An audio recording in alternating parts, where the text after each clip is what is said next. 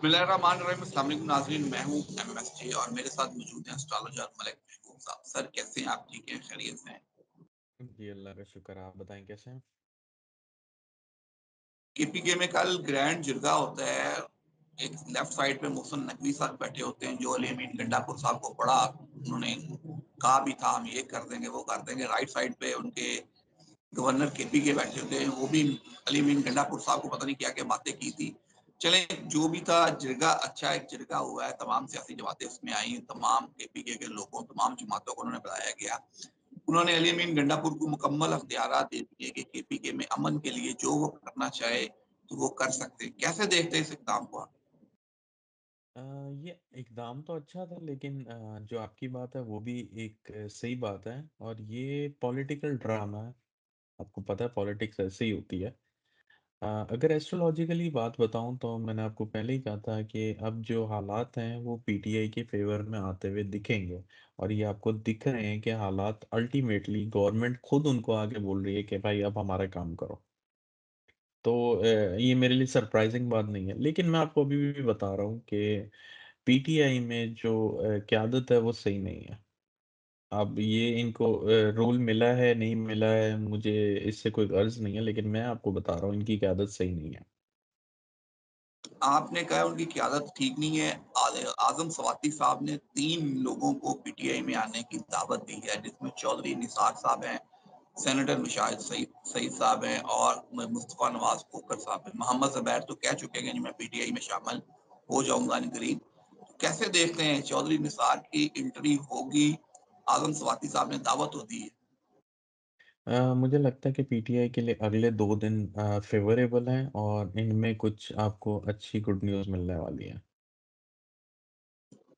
मतलब ये है कि हम देख आने वाले 2 दिन तो बेहतरीन है। आगे भी देख सकते हैं कि ये जो सीनियर सियासतदान हैं मोस्टली जी। पीटीआई शामिल हो जाएँगे, हो सकते हैं। बिल्कुल, ऐसे ही हालात हैं क्योंकि 18 के बाद जैसे मैंने कहा था सन की ट्रांज़िट होगी, शायद 17 के बाद होगी। तो मामलात फिर इनके हाथ से बाहर जाएँगे, कंट्रोल से बाहर होंगे, तशद्दुद, जलसे जुलूस ये चीज़ें आपको बहुत वापस एक्टिव होती हुई दिखेंगी। हो तो रही हैं अभी भी मुल्क में अलग-अलग जगहों पे, लेकिन वो इतने नहीं हैं खतरनाक कि जैसे वो हमारे सामने पिछले 1 डेढ़ हफ्ते पहले हुआ था। मतलब 18 तक आप कह रहे हैं कि खामोशी है, क्योंकि खान साहब भी का पैगाम भी जेल से नहीं आएगा। जैसे ही खान का पैगाम आएगा फिर कोई एहतजाज की कॉल हो सकती है और फिर कोई एहतजाज और धरना दिया जा सकता है। सर ये तो आप अपनी वो अलग एक हैं, न्यूज़ तो रख रहे हैं। मैं तो आपको एस्ट्रोलॉजिकली पहले से बता रहा था कि ये मामला अभी ज़रा खामोशी में चला जाएगा और इसको 17-18 के बाद ये फिर एकदम से उठना शुरू हो जाएगा। चलिए दूसरी तरफ अगर बात करें, मुस्लिम लीग नून और पीपल्स पार्टी की मुलाकात होती है और वो आईनी तरमीम के लिए कहते हैं जी हमारे नंबर पूरे हैं, मौलाना साहब की अब हमें ज़रूरत नहीं है, उनकी जो भी वो मसौदा तैयार कर रहे हैं वो अपने पास रखें, हम आईनी तरमीम कर सकते हैं। 18 अक्टूबर को अजलास बुलाने की भी तजवीज़ है। आप कैसे देखते हैं कि हो जाएगी? ले आएँगे? सर वो एक मिसाल थी जो मैंने सुनी है कि जो बोलते हैं, जो गरजते हैं वो बरसते नहीं और जो बरसते हैं वो गरजते नहीं। बस इसी में जवाब है। मुझे नहीं लगता एस्ट्रोलॉजिकली कि आयनी तरमीम पास होने वाली। अलबत्ता ये है कि ये कुछ मामलात अपने सीधे कराने के लिए कोई नई बात ले आएँ तो वो अलग बात है। लेकिन आयनी तरमीम नहीं है। सर जनरली अगर बात करें आईनी तरमीम इस मंथ नहीं है, आगे जाके कहीं आईनी तरमीम तो पास हो सकती है। सर इस मंथ नहीं है, मुझे ऐसा नहीं दिखता है कि आने वाले 2 महीनों में भी ये मामलात सेटल डाउन होंगे क्योंकि मामलात इतने डिस्टर्ब हो जाएँगे कि ये आईनी तरमीम तो भूल ही जाएँगे। आप कह रहे हैं पाकिस्तान के मामला इतने डिस्टर्ब हो जाएँगे कि ये आईनी तरमीम तो कोई इसके बारे में सोचेगा नहीं, मामला जी। किसी और से चले जाएँ। जी, बिल्कुल ऐसे ही है। पाकिस्तान के मामलात मुझे कहीं और जाते हुए दिख रहे हैं। मुझे ऐसा नहीं दिखता कि ये मामलात इतने आराम से या ये जो हुकूमत सोच रही है वो इतने आराम से कर पाएगी।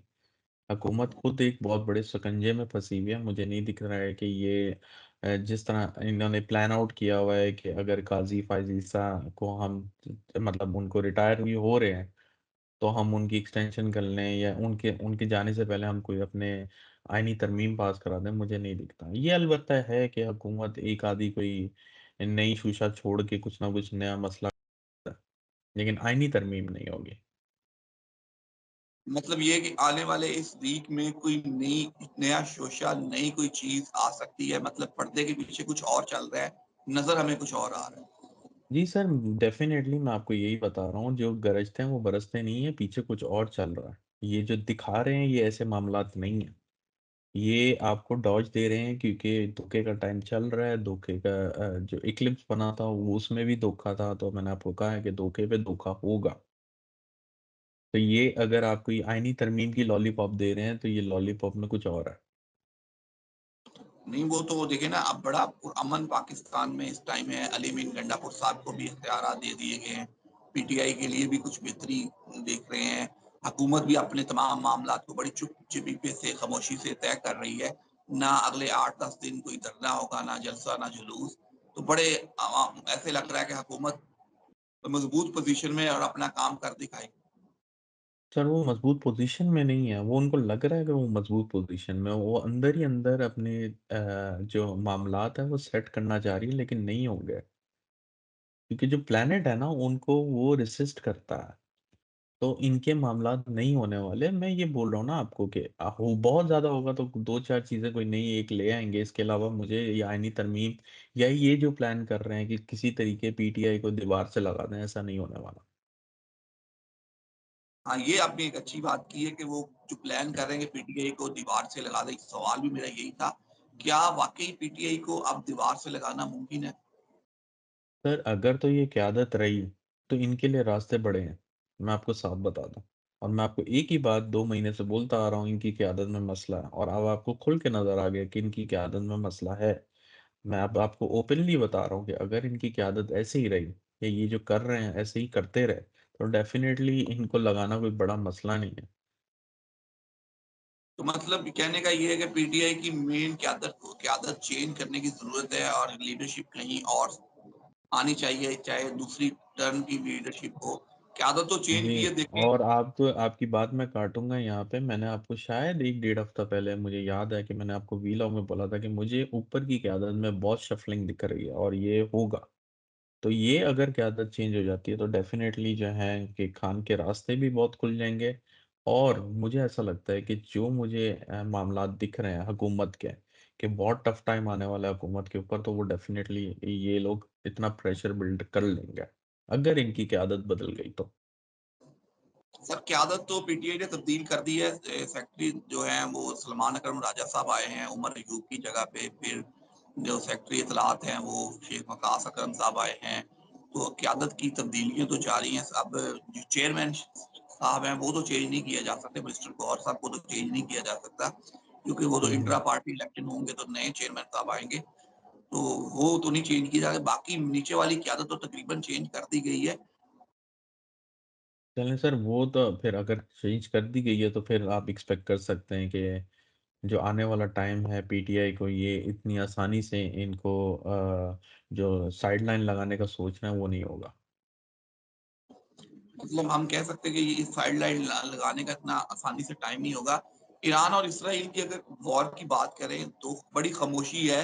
कहीं से खबरें आ रही हैं कि ईरान एटमी पावर बन चुका है। वो अपना एक तजर्बा कर चुका है, लेकिन उसने ऐलान नहीं किया। क्या वाक़ई एटमी पावर बन चुका है और इसराइल जंग में अभी खामोशी रहेगी? जी सर, ईरान डेफ़िनेटली एटमी पावर बन गया, लेकिन प्रॉब्लम ये है कि वो अभी मसलों में है। अगर वो इसको अनाउंस कर देगा या वो अपना किसी भी तरीके शो ऑफ करता है, मुझे लगता है कि उसके ऊपर बहुत सारी सैंक्शन लग जाएँगे। जिसकी वजह से ये मैं आपको एस्ट्रोलॉजिकली इसलिए बता रहा हूँ क्योंकि उनके जो चार्ट में जो मामलात है ना, वो चारों तरफ से घिरे हुए हैं।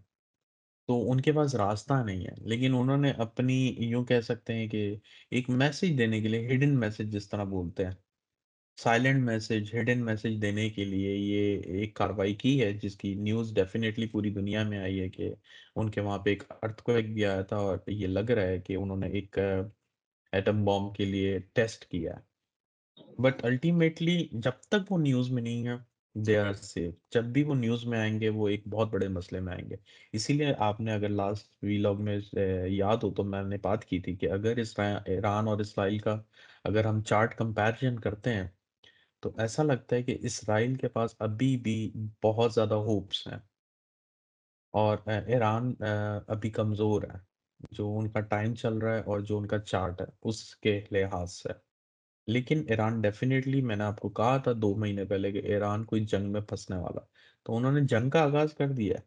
यही एक महीना है जिसमें 20 अक्टूबर से पहले-पहले अगर खुदा ना ख़ास्ता कोई मामला हुआ तो होगा, नहीं तो ये मामला थम जाएगा, टिल नेक्स्ट फ़रवरी। सर आप यूएसए में होते हैं तो यूएसए की थोड़ी-सी आपसे अपडेट भी ले लेते हैं।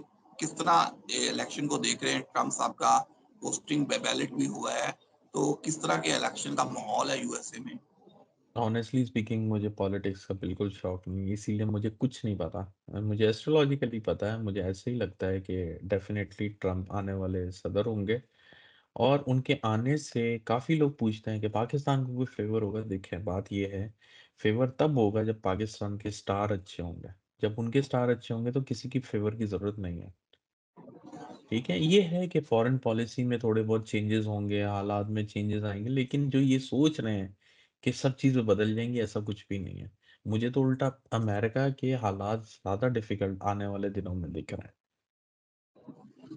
मतलब आप कह रहे हैं कि ट्रम्प आने वाले हैं और अमेरिका के हालात मज़ीद मुश्किल होने वाले हैं। जी, बिल्कुल। उनकी पॉलिसीज़ और आने वाला अमेरिका का टाइम इटसेल्फ वो काफ़ी डिस्टर्ब है। तो ट्रम्प साहब का तो दावा है कि वो आएँगे तो जंगें थम जाएँगी, यूक्रेन की जंग भी थम जाएगी और ये भी जंग थम जाएगी। माशी तौर पे वो कह रहे हैं कि हम आगे बढ़ेंगे। सर, उनके टाइम में ही तो ये इतने सैंक्शन लगे थे चाइना के साथ जो इन्होंने एक जंग खोली थी, आपको याद होगा। टैक्स और पता नहीं किस-किस नाम पे, तो वो एक दूसरी तरीके से प्रॉक्सी वार शुरू कर देते हैं। फाइनेंशियल डिस्टर्बेंस शुरू कर देते हैं। अगर किसी को भी हिलाना हो, वो अगर आप किसी किसी को भी इंसान को भी हिलाना हो, उसको फाइनेंशियल डिस्टर्ब कर दो, वो हिल जाएगा। That's it. बिल्कुल sir, thank you so much. तो एंड पे कोई मैसेज हो तो ज़रूर शेयर कीजिए। जी, मैसेज यही है कि आप कोशिश करें जब भी शादी-ब्याह के मामलात सेटल डाउन करते हैं, तो प्लीज़ बाय चांस मैच करवाएँ। किसी भी एस्ट्रोलॉजर के पास जाएँ क्योंकि ये बहुत 2 खानदानों का मामला होता है और काफ़ी लोगों को स्ट्रगल करनी पड़ती है लाइफ़ में। तो इसलिए अगर किसी की भी शादी तय करनी हो, आप कोशिश करें किसी का ज़ायचा ज़रूर दिखाएँ कि आगे मैचिंग होगी, नहीं होगी। ये नई दौर के मसले-मसाइल हैं, इसलिए इनको समझें। पुराने दौर में समझौते ही बहुत होते थे, अब कोई समझौता नहीं है। बिल्कुल सर, शादी से पहले किसी अच्छे एस्ट्रोलॉजर से एक दफ़ा दोनों के बर्थ चार्ट ज़रूर मैच करवा लें कि आगे उनका आपस में सितारों की पोज़ीशन मिलती है या नहीं मिलती। Sir thank you so much. मुझे और मलिक महबूब साहब को दीजिए इजाज़त। अल्लाह हाफ़िज़।